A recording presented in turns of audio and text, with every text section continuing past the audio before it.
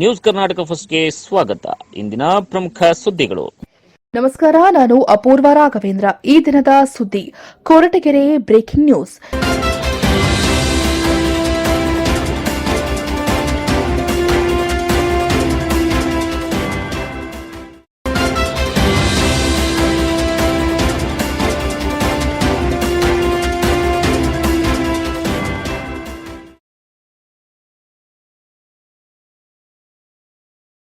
ಎರಡು ಕೋಟಿ ವೆಚ್ಚದಲ್ಲಿ ನಿರ್ಮಾಣವಾದ ವಸತಿ ಶಾಲೆ ಈಗ ಅನೈತಿಕ ಚಟುವಟಿಕೆಗಳ ತಾಣವಾಗಿರುವ ಸುದ್ದಿ ನ್ಯೂಸ್ ಕರ್ನಾಟಕ ಒಂದರಲ್ಲಿ ವೀಕ್ಷಿಸಿ.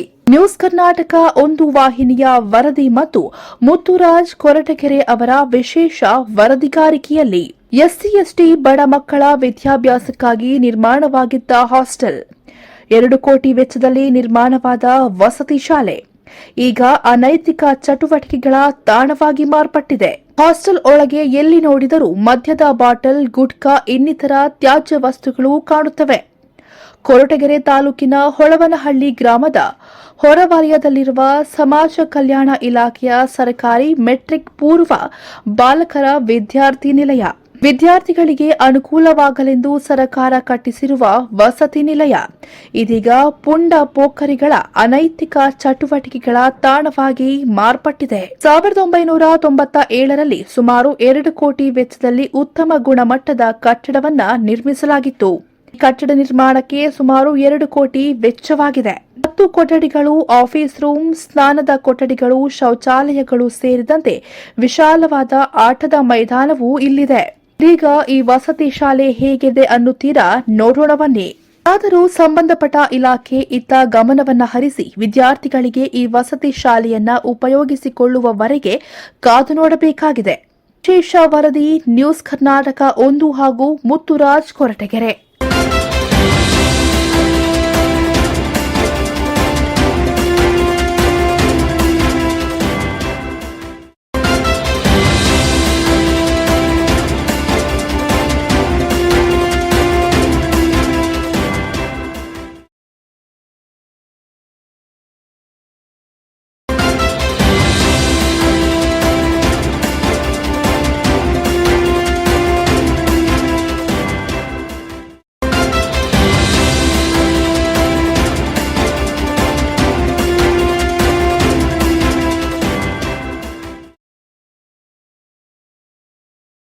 ನಮ್ಮ ಹೆಸರು ರಾಮಾಂಜನೇಯ ಅಂತ, ಹೊಳನಹಳ್ಳಿ ಗ್ರಾಮಸ್ಥರು.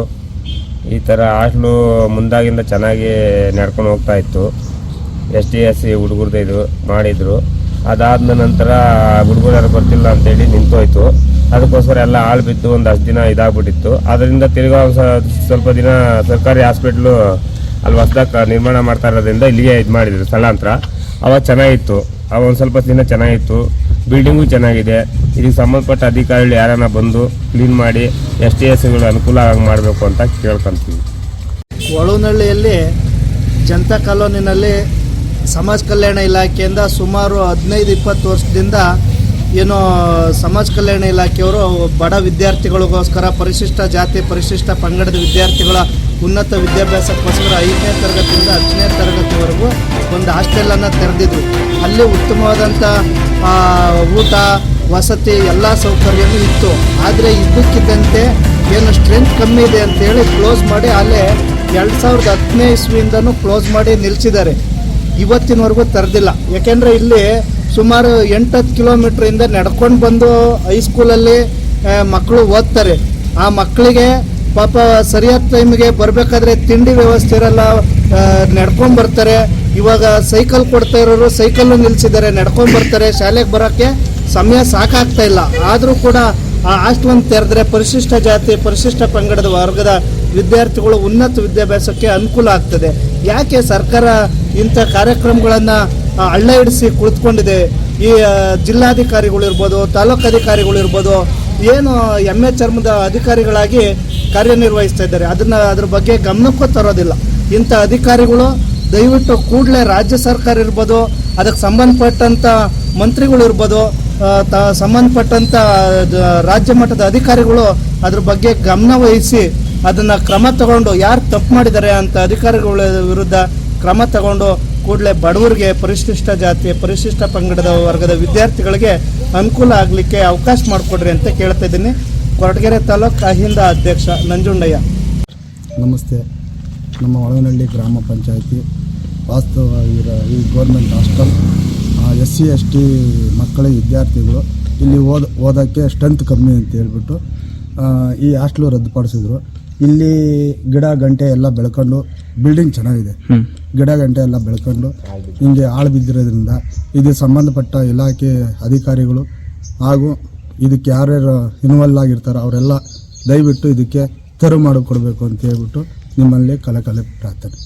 ಕಡೆ ಹಾಸ್ಟೆಲ್ಗಳಿಲ್ಲ, ಅದನ್ನು ನೀವು ಇಲ್ಲಿ ದಯವಿಟ್ಟು ಇಲ್ಲಿ ವ್ಯವಸ್ಥೆ ಮಾಡೋಕ್ಕೆ ನಿಮ್ಮಲ್ಲಿ ಕೇಳ್ಕೊಂತೀನಿ. ನನ್ನ ಏನಾಗಿದೆ ಅಂತ ಹೇಳ್ತಿರೋದು, ಏನಾಗಿದೆ ಸ್ಟ್ರೆಂತ್ ಕಮ್ಮಿ ಅಂತೇಳಿ ರದ್ದುಪಡಿಸಿದ್ರು.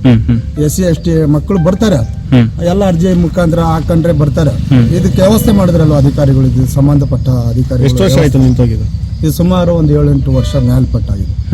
ಇದಕ್ಕೆ ನೋಡ್ರಿ ಹೊಸ ಬಿಲ್ಡಿಂಗ್ ಕೋಟ್ಯಾಂತರ ರೂಪಾಯಿ ಹಾಕಿ ಬಿಲ್ಡಿಂಗ್ ಚೆನ್ನಾಗಿದೆ. ಎಷ್ಟು ಸರ್ಕಾರಕ್ಕೆ ನಷ್ಟ ಆಯ್ತು ಹೇಳ್ರಿ. ಜನಗಳಿಗೆ ಅನುಕೂಲ ಆಗ್ತಾ ಇಲ್ಲ. ಇದನ್ನ ಬಿಲ್ಡಿಂಗ್ ಚೆನ್ನಾಗಿದೆ. ಬಿಲ್ಡಿಂಗ್ ಮಾತ್ರ ಫೈನ್, ಒಂದೇ ಒಂದು ಸೋರ್ಕೆ ಇಲ್ಲ. ಆ ಬಿಲ್ಡಿಂಗ್ ಫೈನ್ ಇದೆ. ಇದಕ್ಕೆ ಇದು ಸಂಬಂಧಪಟ್ಟ ಅಧಿಕಾರಿಗಳು ಯಾರು ಗಮನ ಬರ್ತಾ ಇಲ್ಲ. ಈ ಕಡೆ ಗಮನಿಸಬೇಕು ಅಂತ ಹೇಳ್ಬಿಟ್ಟು ನನ್ನ ಕಲೆ ಪ್ರಾರ್ಥನೆ. ಒಳವನಹಳ್ಳಿ ಹಾಸ್ಟೆಲು ಈಗ ಮುಚ್ಚಿದೆ. 1997ರಲ್ಲಿ ಅದು ಹಾಸ್ಟೆಲ್ ಓಪನ್ ಆಯಿತು. ನಾನು ವಿಸಿಟ್ ಮಾಡಿದೆ, ಆದರೆ ಮುಚ್ಚಿದೆ. ಯಾಕೆ ಮುಚ್ಚಿದೆ ಅಂದರೆ ಸ್ಟ್ರೆಂತ್ ಇಲ್ಲ ಅಂದ್ಬಿಟ್ಟು ಮಕ್ಕಳು ಅದು ಸ್ಟ್ರೆಂತ್ ಇಲ್ಲ ಅಂದ್ಬಿಟ್ಟು ಹಾಸ್ಟೆಲ್ ಮುಚ್ಚಿತ್ತು.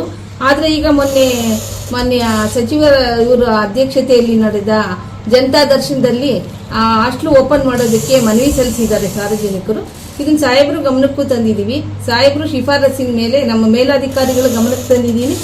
ಸಾಹೇಬ್ರ ಶಿಫಾರಸಿನ ಆಧಾರದ ಮೇಲೆ ನಾನೊಂದು ಲೆಟ್ರ್ ಪ್ರೋಸೆಸ್ ಮಾಡ್ತಾ ಇದ್ದೀನಿ. ಆ ಹಾಸ್ಟೆಲ್ ಓಪನ್ ಮಾಡಿಸ್ಬೇಕು ಅಂತ. ಅತಿ ಶೀಘ್ರದಲ್ಲಿ ಹಾಸ್ಟೆಲ್ ಓಪನ್ ಮಾಡೋದಕ್ಕೆ ಅಲ್ಲೆಲ್ಲ ಕ್ಲೀನ್ ಮಾಡಿಸಿ ಹಾಸ್ಟೆಲ್ ಓಪನ್ ಮಾಡೋದಕ್ಕೆ ಮೇಲಾಧಿಕಾರಿಗಳಿಗೆ ನಾವು ಪತ್ರ ವ್ಯವಹರಿಸ್ತಾ ಇದ್ದೀವಿ. ಆದಷ್ಟು ಬೇಗ ನಾವು ಹಾಸ್ಟೆಲ್ ಓಪನ್ ಮಾಡೋಕ್ಕೆ ಕ್ರಮ ತಗೊಳ್ತೀವಿ. ಸುಮಾರು ಎಷ್ಟು ಕೊಠಡಿಗಳು ಇರ್ತಕ್ಕಂಥ ಹಾಸ್ಟೆಲ್ ಮೇಡಮ್ ಅದು? ವಿದ್ಯಾರ್ಥಿಗಳ ಕೊಠಡಿ ಒಂದು 10 ಇದಾವೆ. ಊಟದ ಕೊಠಡಿ ಇದೆ. ಶೌಚಾಲಯ ಒಂದು 6 ಇದೆ. 6 ಆ ಕಡೆ 6 ಈ ಕಡೆ 6 12 ಶೌಚಾಲಯಗಳು ಇದ್ದಾವೆ. ಆವರಣ ಎಲ್ಲ ಚೆನ್ನಾಗಿದೆ. ಬಿಲ್ಡಿಂಗ್ ತುಂಬಾ ಚೆನ್ನಾಗಿದೆ. ಅದನ್ನ ಸ್ಟಾರ್ಟ್ ಮಾಡೋದಕ್ಕೆ ಆದಷ್ಟು ಬೇಗ ಕ್ರಮ ತಗೊಳ್ತೀವಿ. ಮತ್ತೆ ಮರು ಮಂಜೂರಾತಿ ಮಾಡಿಸ್ಕೊ ಬರ್ತೀವಿ. ಅದರಲ್ಲಿ ಎಷ್ಟು ಜನ ವಿದ್ಯಾರ್ಥಿಗಳು ವಾಸ ಮಾಡಬಹುದು ಮೇಡಮ್? ಅದರಲ್ಲಿ 100 ಜನ ವಾಸ ಮಾಡಬಹುದು. ಆ ತರ ಇದೆ ಬಿಲ್ಡಿಂಗು. ಆಮೇಲೆ ಎಲ್ಲ ಶಾಲೆಗಳಲ್ಲಿ ನಾವು ಮಾಹಿತಿ ತಗೊಂಡಿದ್ದೀವಿ. ಮಕ್ಕಳ ಜನಸಂಖ್ಯೆ ಎಷ್ಟಿದೆ, ಅಲ್ಲಿ ಹಾಸ್ಟೆಲ್ ಮತ್ತೆ ಮರು ಮಂಜೂರಾತಿ ಮಾಡಿಸ್ಕೊ ಬಂದ್ರೆ ಹಾಸ್ಟೆಲ್ ಓಪನ್ ಮಾಡೋದಕ್ಕೆ ಆಗುತ್ತಾ ಅಂತ. ಜನಸಂಖ್ಯೆ ಮಕ್ಕಳದು ಸ್ಟ್ರೆಂತ್ ಇದೆ, ಕೊಟ್ಟಿದ್ದಾರೆ ಟೀಚರ್ಸ್. ಅದ್ರ ಮೇಲೆ ಮತ್ತೆ ನಾವು ಓಪನ್ ಮಾಡೋದಕ್ಕೆ ಕ್ರಮ ತಗೊಳ್ತೀವಿ. ಹಳ್ಳಿ ಹಾಸ್ಟೆಲ್ಲು ಸುಮಾರು 2 ಕೋಟಿ ವೆಚ್ಚದ ಕಟ್ಟಡ ಅಲ್ಲಿದೆ. ಅದು ಪಾಳಾಗೋದು ಬೇಡ ಅಂತ ಮತ್ತೆ ಮರು ಓಪನ್ ಮಾಡ್ತಾ ಇದ್ದೀವಿ. ನಾವು ಪುನಃ ಓಪನ್ ಮಾಡೋಣ ಅಂತ. ಈಗ ಆದಷ್ಟು ಬೇಗ ಅದು ಮತ್ತೆ ವಿದ್ಯಾರ್ಥಿಗಳ ಸಂಖ್ಯೆಗೆ ಆಧಾರವಾಗಿ ನಾವು ಮರು ಓಪನ್ ಮಾಡ್ತೇವೆ ಅಂತ ಹೇಳ್ತಾ ಇದ್ದೀವಿ.